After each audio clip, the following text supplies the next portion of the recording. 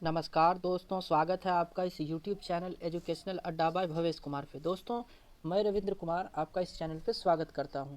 दोस्तों, आज हम लेकर के आए हैं कि MLA कैसे बनते हैं, MLA का फुल फॉर्म क्या होता है, MLA बनने के लिए क्या करें, इसके बारे में पूरी जानकारी हम आपको बताने वाले हैं।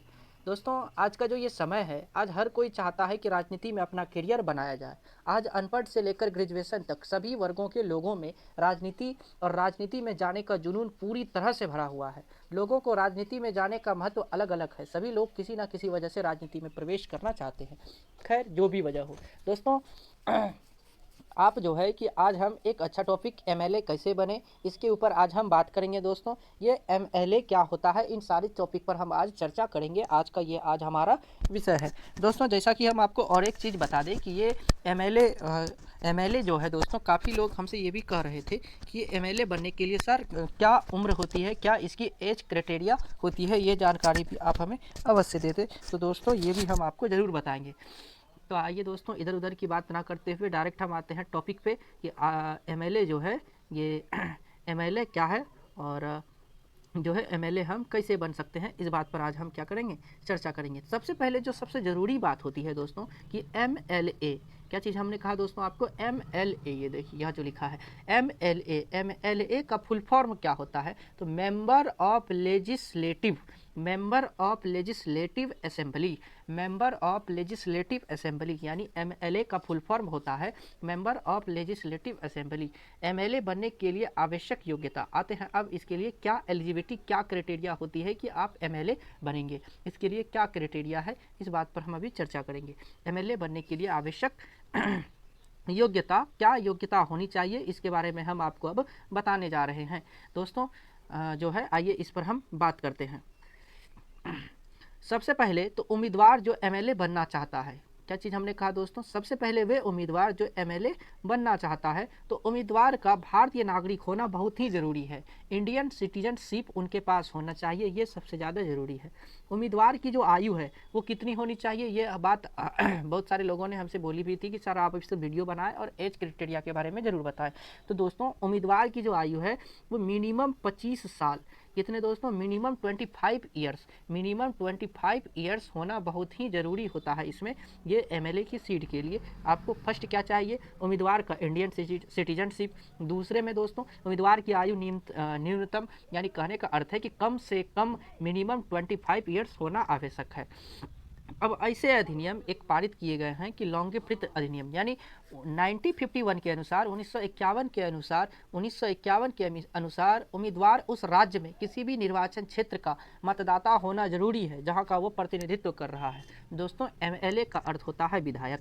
MLA मतलब आप समझते हैं कि विधायक होता ही है, जिसे हम हिंदी में इंग्लिश में MLA कहते हैं। और MLA के अनुसार ये तीसरी जो क्राइटेरिया बताई गई है एलिजिबिलिटी के लिए, क्या कहा गया है दोस्तों कि उम्मीदवार उस राज्य से, मान लीजिए कोई, यदि आप बिहार राज्य से हैं तो बिहार राज्य में जिस निर्वाचन क्षेत्र से हैं, मान लीजिए आप किसी भी निर्वाचन क्षेत्र से आते हैं, उस निर्वाचन क्षेत्र का आपका मतदाता होना भी बहुत ही ज़रूरी है जहां से आप प्रतिनिधित्व कर रहे हैं। और चौथा नंबर आते हैं एलिजिबिलिटी क्राइटेरिया क्या कहती है, उम्मीदवार का मानसिक रूप से स्वस्थ होना आवश्यक है। उम्मीदवार जो भी होता है उनका मानसिक रूप से, यानी किसी का मान लीजिए मेंटलिटी प्रॉब्लम है, कुछ इस तरह की समस्याएं नहीं होनी चाहिए। उम्मीदवार पूरी तरह से स्वस्थ रहनी चाहिए, ये बहुत ही ज़रूरी है। उसके बाद उम्मीदवार किसी भी लाभ के पदों पर ना हो, ये भी दोस्तों यहाँ पे बात बताई गई है। देखिए 5 नंबर जो क्राइटेरिया है इसके लिए, MLA के लिए, यहाँ पे स्पष्ट कहा गया है कि उम्मीदवार किसी भी लाभ के पद पर नहीं होनी चाहिए। ये बात बताया गया है कि आप किसी भी लाभ के पद पर, इससे पहले आप कोई भी गवर्नमेंट एम्प्लॉय या तो फिर प्राइवेट एम्प्लॉय और भी अदर जो भी होता है, आप वो चीज़ नहीं होनी चाहिए। उसके बाद देखिए लोक प्रतिनिधित्व अधिनियम 1951 के तहत यदि कोई भी विधायक दोषी पाया जाता है, 1951 के तहत यदि कोई भी विधायक, यानी 1951 में दोस्तों एक विधेयक पारित की गई थी, उन्हीं के अनुसार बतलाया जा रहा है कि यदि कोई भी विधायक उसके अंतर्गत दोषी पाया जाता है या अदालत द्वारा दोषी ठहराया जाता है तो उसे उस पद से हटाया जा सकता है, वो बनने की बात है। दोस्तों, ये थी योग्यता वाली बात। हमने आपको पूरी योग्यता बताई कि इसमें MLA बनने के लिए क्या क्या योग्यता होती है, ये हमने बताया। दोस्तों, अब आते हैं हम आगे। यदि आपको यहाँ तक कोई भी दिक्कत या प्रॉब्लम है तो आप हमें भी कमेंट करें और ज़रूर ही बताएं कि सर ये यहाँ पे क्या होगा, वो क्या होगा, ये आप हमें बताएं, हम आपके कमेंट का आंसर ज़रूर देंगे। दोस्तों यदि आप यहाँ तक अपनी पूरी योग्यता रखते हैं तो आप इसके लिए आवेदन कर सकते हैं। किसके लिए दोस्तों? आप जो है एमएलए के लिए जो है आवेदन कर सकते हैं। अपना विधायक बनने का सपना जो आपका है वो आप साकार कर सकते हैं, पूरा कर सकते हैं। लेकिन अब आगे क्या है? चुनाव की प्रक्रिया। आपने मान लीजिए दोस्तों, जैसे आपने कर दिया एमएलए के लिए नॉमिनेशन जो होती है वो आपने कर दिया, यानी एप्लीकेशन जो है उसका भर दिया है।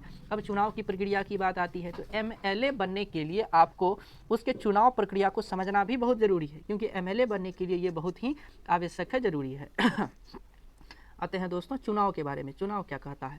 वर्तमान विधानसभा के कार्यकाल के बाद हर वर्ष 5 वर्ष की अवधि में इसके चुनाव होते हैं। यानी एमएलए का जो चुनाव है दोस्तों वो 5 साल तक चलता है। ये आपको पता ही है कि विधानसभा 5 साल का चलता है और राज्यसभा 6 साल का, इस तरह से।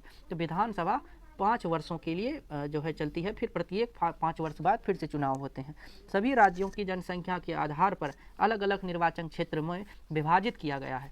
जितने भी राज्य हैं दोस्तों, मान लीजिए भारत में कितने राज्य हैं? अभी 28 राज्य हैं। तो ये 28 राज्य की जनसंख्या जो है उसके आधार पर अलग अलग निर्वाचन क्षेत्र का निर्माण किया जाता है। इन निर्वाचन क्षेत्रों से संबंधित उम्मीदवार, क्राइटेरिया 3 बोलता है कि निर्वाचन क्षेत्रों से संबंधित उम्मीदवार को 18 वर्ष से अधिक आयु के नागरिक द्वारा वोट दिया जाता है। मतलब जो 18 वर्ष पूरा कर लिए हैं वो अब क्या करेंगे? इस एमएलए की सीट के लिए जो है वोट देंगे। अब देखिए चौथा नंबर, एक निर्वाचन क्षेत्र में कितने भी उम्मीदवार चुनाव के लिए खड़े हो सकते हैं। मतलब मान लीजिए कि आपका जो है कि बिहार में है, बिहार में आप कोई भी निर्वाचन क्षेत्र से आ रहे हैं, तो उस निर्वाचन क्षेत्र में आपका एक जगह से कई भी उम्मीदवार खड़ा हो सकते हैं आपके अपोजिट, ठीक है, ये होता है। अब देखिए इसके लिए उसका आवश्यक योग्यता पूरा करना भी जरूरी है, ये बात भी सही बोला उसने। आते हैं 5वां नंबर, उम्मीदवार किसी भी विशिष्ट पार्टी से इस पद के लिए लड़ सकता है या फिर कोई भी कहे तो स्वतंत्र उम्मीदवार के रूप में भी लड़ सकता है। देखिए हो सकता है कि अभी जैसे भारत में 2 बड़ी पार्टी है, एक बीजेपी की है भारतीय जनता पार्टी, दूसरी है कांग्रेस की। आप कोई भी पार्टी से लड़ सकते हैं या तो फिर दोस्तों आप जो है स्वतंत्र भी लड़ सकते हैं, इसमें कोई दिक्कत की बात नहीं है। उम्मीदवार को अपनी योजनाओं और अपने निर्वाचन क्षेत्र के मामले के लिए आवाज़ उठाकर स्वयं के लिए रैली करना आवश्यक है। मतलब दोस्तों जैसे आप यहाँ पे बन रहे हैं तो आपका क्या क्या दोस्तों प्लान है कि आप इस 5 सालों में क्या क्या करेंगे, इन सारी चीज़ों के लिए आप स्वतंत्र हैं। आप ये चीज़ अपनी बातों को जनता के सामने बता सकते हैं और चुनाव लड़ सकते हैं। अब 6ठा नंबर क्राइटेरिया, उम्मीदवार को अपनी योजनाओं और अपने निर्वाचन क्षेत्र के मामलों के लिए आवाज़ उठाकर स्वयं के लिए ही रैली करना है, ये जरूरी है।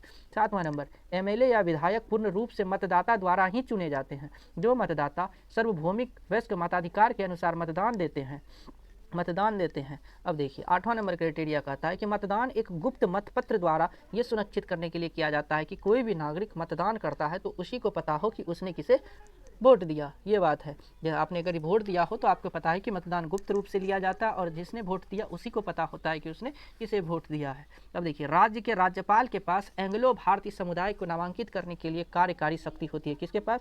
जो भी राज्य के राज्यपाल होते हैं। यदि विधानसभा में उस व्यक्ति के पर्याप्त प्रतिनिधित्व की कमी हो तब ऐसा होता है। अब आते हैं दोस्तों एमएलए की सैलरी जो मेन आती है दोस्तों, ये सैलरी क्या बनेगी एमएलए यानी विधायक की? एक विधायक एमएलए सैलरी मासिक वेतन के रूप में 75,000 रुपये दिए जाते हैं। यानी उन्हें महीने का दोस्तों ये बात नोट करने वाली है कि 75,000 रुपये एमएलए की सैलरी आती है दोस्तों। आती है वो इसके अतिरिक्त 24,000 रुपया डीजल या पेट्रोल खर्च, यानी आपका जो गाड़ी दोस्तों चलेगी आपकी उसके लिए 24,000 रुपया आपको एक्स्ट्रा जो है सरकार के द्वारा डीजल या पेट्रोल खर्च के लिए 6,000 रुपये, बाद में पीए खर्च 6,000 रुपये जो आपके पीए रहेंगे उसके लिए, और 6,000 रुपये आपको मोबाइल सहित कुल मिलाकर जो दोस्तों विधायक को दिया जाता है कितना, तो 1,87,000 रुपया प्रति माह। 1,87,000 रुपये अब एमएलए की सैलरी हो गई। लेकिन वास्तविक सैलरी क्या है दोस्तों उसकी? 75,000। पीए वगैरह टोटल चीज़ मिलाकर के उनको 1,87,000 रुपये सरकार के द्वारा दिए जाते हैं। सरकारी आवास में रुकने खाने पीने का खर्च सम्मिलित है। विधायक का वेतन भी सभी राज्यों में अलग अलग होता है।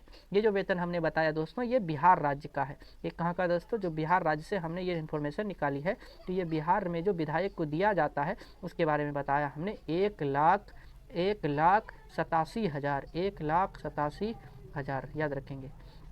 अब आते हैं दोस्तों हम आगे। दोस्तों ये जो हमने आपको वेतन के बारे में बताया, तो आप हमें इससे रिलेटेड एक क्वेश्चन जरूर हमें बताएं कमेंट बॉक्स में कि जो राष्ट्रपति है, भारत का प्रथम नागरिक राष्ट्रपति, तो राष्ट्रपति दोस्तों बताएं कि इनका मासिक वेतन क्या होता है, यानी महीने का वेतन क्या होता है। राष्ट्रपति का मासिक वेतन क्या होता है? आप हमें ज़रूर कमेंट बॉक्स में बोलें और हम आपका नाम अगले आने वाले वीडियो में ज़रूर बताएंगे। राष्ट्रपति का मासिक वेतन क्या होता है? ये आपके लिए क्वेश्चन है कि आपको हमें बताना है राष्ट्रपति का जो महीने का वेतन है वो कितना है। ये आप हमें ज़रूर बताएंगे। चलिए चलते हैं अब आगे। देखिए दोस्तों, ये जो आर्टिकल था एमएलए के बारे में, हमने आपको टोटल चीज़ इसमें प्राय जितने भी हमसे बन सकती थी हमने इसे इंगित किया। जैसे दोस्तों, एमएलए का full form member of legislative assembly, member of legislative assembly. MLA के लिए क्या एलिजिबिलिटी क्राइटेरिया है ये भी हमने आपको बताया। एमएलए की चुनाव प्रक्रिया क्या है ये भी हमने आपको बताया। जो मेन थी एमएलए के लिए मासिक वेतन और जो इसके भत्ते हैं वो हमने आपको बताया।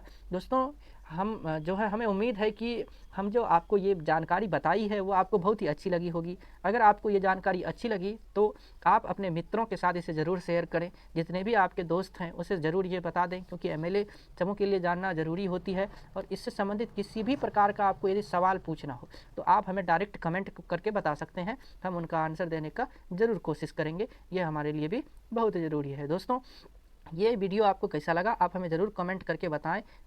हमें बहुत खुशी होगी, इससे हमें पॉजिटिव एनर्जी मिलती है और हम आपके लिए ऐसे ही इन्फॉर्मेशन लाते रहेंगे। और जो है दोस्तों, यदि किसी भी तरह का क्वेश्चन या क्वेरी क्वेश्चन है तो आप हमें ज़रूर कमेंट बॉक्स में दोस्तों सवाल कर सकते हैं। और ऐसे ही प्रश्न के लिए या ऐसे ही टॉपिक के लिए आप हमसे जुड़े रहें। एजुकेशनल अड्डा बाय भवेश कुमार पर, एजुकेशनल अड्डा बाय भवेश कुमार, एजुकेशनल अड्डा बाय भवेश कुमार आप जो है सर्च करें और उसे सब्सक्राइब कर दें, लाइक कर दें, अपने सभी दोस्तों में शेयर कर दें। आज के लिए बस इतना ही। धन्यवाद।